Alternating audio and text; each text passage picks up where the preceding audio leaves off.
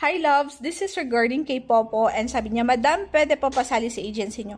Yes, lahat po ng gustong sumali sa agency ko sa Popo, i-message nyo ako dito sa TikTok account ko. Isasend ko yung instructions sa inyo. Huwag nyo basta ilalagay yung ID ko guys ha. I-message nyo muna ako, sasend ko instructions, then sali kayo sa GC natin. And then yung mga magta-try sa Popo guys, ang kailangan dito is sipag at tiyaga lang po. Pag masipag kayo, matyaga kayo, makakapag-earn po talaga kayo, makakapag-payout kayo. Pero syempre pag tamad po kayo mag-live, wala po kayong kikitain dyan. Pero, syempre, kung gusto nyo ng mabilis na payout, mabilis kayong mag-withdraw, kailangan pong mag-agent kayo, mag-invite kayo, ganon.